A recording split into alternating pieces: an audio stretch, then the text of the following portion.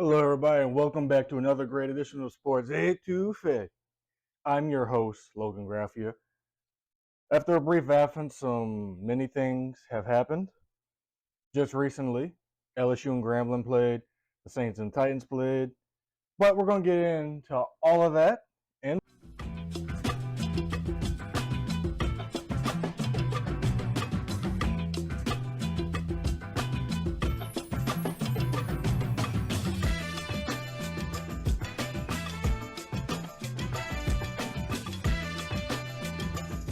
all right, so let's get into what is hot at the water cooler, and that is the Saints Titans game. We get to see Derek Carr suit up for the Saints for the first time in a regular season game. And we get to see a new look New Orleans Saints because it seems like a lot of people were that were here last year are gone now this year. So starting out, the game was kind of rough. It was tit for tat the whole game. Derek Carr did not look bad. The offensive line did not do him any favors. So looking at the film of the offensive line on that left side needs work. But am I ready? I know I was angry yesterday and said, bench Trevor Pennon. But someone brought it to my attention. John Sigler actually tweeted out something very valid and a great point about Teron Armstead struggling early on when he was a rookie starting at left tackle. So I'll give Trevor Pennon some time to develop. I believe in Doug Marrone. I really, really do. I believe in Doug Marrone. He's a great offensive line coach. Him and Jari Evans have looked like they've done quite well with the offensive line.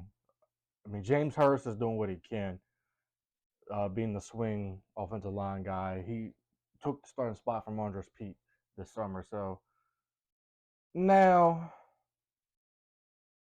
excuse me, I can't talk. The defense played absolutely lights out.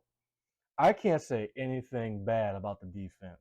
They might have gotten a few plays here and there thrown on them, but the defense was lights out. Last year, we've only had 7 interceptions in a single season.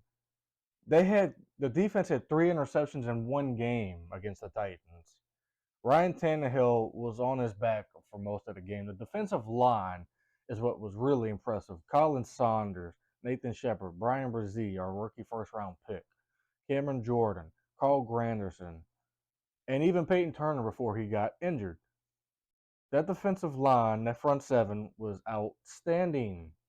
Outstanding. I can't say that is a heck of a job by new defensive line coach Todd Grantham. And I remember I came on either my show or I said it on Twitter how I think Todd Grantham was the best staff pickup in the entire summer. Todd Grantham has worked with many great defensive players over his coaching career, and I am absolutely happy he's on the Saints staff. But if he keeps continuing doing great things for the Saints, I think he'll get another college job very, very soon. So let's utilize him as much as we can before he leaves again. So the defense, I can't really say nothing about the defense. The defense was lights out, looks like a top 5 unit. Top 5 unit. The offense, we were missing Alvin Kamara. Now, the first offensive possession, we came out firing. We had a pass to Michael Thomas. Derek Carr was dishing out. Boom, boom, boom, boom. But then the drive stalled. We got away from what we was doing. I don't know why Pete Carmichael was calling things and getting away from what we was doing, but he was. So we settled for field goals. At some point, it was a 9-9 game. And then finally, it just clicked. We had a balanced attack. Derek Carr was dishing it out again. He had a bad interception. Like, it was really, really bad. To the point where I don't know who he was throwing it to, but he bounced back. He bounced back like I knew he would. And I know people are going to get on here in the comments and whatever and say, "Oh, you wasn't doing it the last 2 years." Da, da, da, da, da. Well, you know what? I give credit where credit is due, and that's not entirely true. I gave credit where credit was due when it was warranted. So right now, Derek Carr had a bad interception. I can say that, but he bounced back through a touchdown that absolutely sealed the deal. At the end of the game, kept running the ball, running the ball. Jamal Williams was finally getting the yardage he usually gets. We didn't have a run game yesterday. I mean, or whenever you're watching us, we didn't have a run game against the Titans. Jamal Williams had 18 carries for 45 yards, and he averaged 2.5 yards per carry. And his longest carry was 11 yards. And that 11 yards came at the end of the game where he sealed the deal and got the first down where we could kneel the ball for victory. Now, the receiving core was, I got to highlight the receiving core. The offense finally got it going. I know it was a 1-point victory, 16-15, but got to highlight Chris Olave came through. Rashid Shaheed bounced back after a fumble in the beginning of the game on the opening kickoff. Michael Thomas was very, very good. You had Juwan Johnson. It was a very balanced attack once the Saints figured it out. And if they could do that more often, we might have something here. Now, next game on Monday night against the Panthers, we need to utilize Taysom Hill more. Taysom Hill only had 3 carries for 4 yards. 3 carries. We barely used Taysom Hill. Now, I think it's because we're using him kind of as the number 2 quarterback, and we're using Jameis as the emergency third because of Jake Hayner's suspension. But I think we should utilize him more because he is a weapon. And QB powers, QB blast, read options, whatever. Use him. He is a weapon. So next game against the Carolina Panthers, I think we need to utilize him more. So the thing is, you can only get better from here. So offense that had its struggles, but to sum it all up, offense had its struggles, but they bounced back. We won. That's the most important thing. Defense, wow. What a game called by Joe Woods and Dennis Allen on the defensive side of the ball. The secondary looks to be top 5. I'm not going to question their moves anymore because everyone was like, why did we get rid of Roby?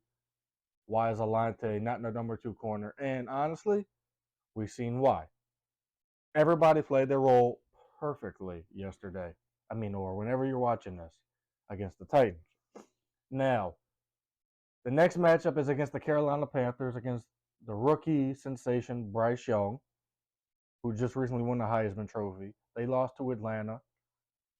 And Saints don't normally do well against rookie quarterbacks historically, but I like this matchup. I think with what I saw yesterday with the way defense was getting after the Titans, Ryan Tannehill to be exact. Because if you look at it, the stats for Ryan Tannehill, 16-34, 198, 3 interceptions.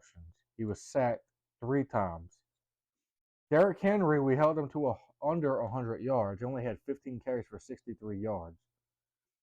He was killing us in the beginning, but then the defense adjusted, and that's good coaching. So I don't know too much about the Panthers' offense from week 1, but I know I like Frank Reich as a head coach, and I think it's going to be a great Monday Night Football game, and I think hopefully the Saints defense comes through and then the offense figures it out. So moving on, LSU just recently played against Grambling. It was good for the state, if you want to call it that, but not good for the scoreboard for Grambling. And in my lifetime, I've never seen LSU drop 70 points on an opponent. So it is crazy that in my lifetime I seen a game where it was 72-10. It was kind of like the Southern game from last year. It is just the benefit Grambling, putting Grambling in Tiger Stadium, giving them the money instead, giving it to a team like from Texas, Florida, whatever. I think I actually do like that. So next game is against Mississippi State, and ESPN has LSU at 67.5% of winning the game. And the game will be a tale of the two quarterbacks. Will Rogers, the air raider, and Jaden Daniels for LSU, who is a dual threat. Now, the one thing I want to see against Mississippi State is what we saw against Grambling. Okay, Jaden was taking shots against Grambling. I get it, it's Grambling, but early on, it was giving him trouble a tiny, tiny bit. Jaden was figuring it out, going through his progressions. I loved it. But the run game, you have to run the ball in order to give your quarterback help. Don't put it all on his shoulders. That's what happened against Florida State. We couldn't run the ball, and Jaden had to do it all by himself. In this game, we finally got to see the Notre Dame transfer, Logan Diggs. Logan Diggs had 15 carries for 115 yards and a touchdown in one game against Grambling. Right now, your season leaders after 2 games for LSU is Jaden with 615 yards, 6 touchdowns, 1 interception. And then you have Logan Diggs, who played 1 game, has 15 carries for 115 yards, 1 TD. Brian Thomas is your leading receiver and not Malik Neighbors, which is crazy, but there has been struggles in that receiving group starting out, but the Grambling game was a nice tune-up for them.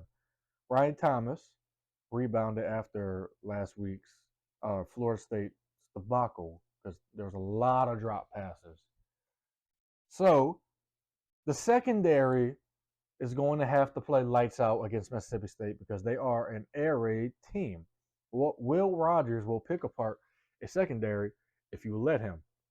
And I like Will Rogers. I've had him on my Saints draft board for a couple of years now because I didn't know whether he was going to declare or not. I absolutely like Will Rogers.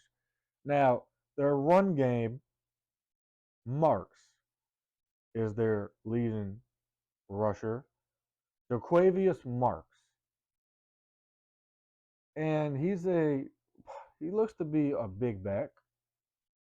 And I think what LSU needs to work on the most is worrying about the secondary. Zy Alexander, Deuce Chestnut, even Denver Harris, he had his struggles against Grambling, but he got it together. Andre Sam, Greg Brooks.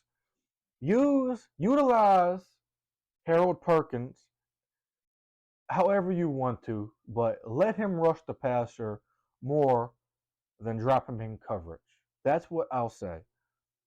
He is better at being a pass rusher, an edge rusher, than he is at dropping back in coverage. So I hope Matt House seen that in the Grambling game. Yes, you want him to be an ultimate linebacker. I get it. But the defense is better when he's rushing the passer. He's like a Von Miller. I see him like a Micah Parsons, Von Miller, coming off the edge, just wreaking havoc. So I think this weekend I want to see all those mistakes that we fixed in Grambling, and I want to see us just absolutely destroy Mississippi State.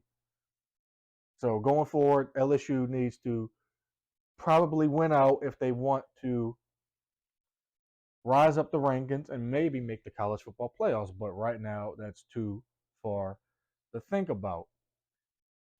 Each week we're 0-0. Let's get the 1-0 this weekend. So that's all I have for you guys today. Be sure to check me out on Twitter, Instagram, and Facebook. Facebook, just search my name, Logan Graphia. It won't be hard to find. At the Soulman57, Soul spelled SOUL on Twitter or X and Instagram. And be sure to like, subscribe, and share this podcast everywhere you see it. So, with that being said, you guys, this has been another great edition of Sports Étouffée. I am Logan Graffia. I shall see you next time.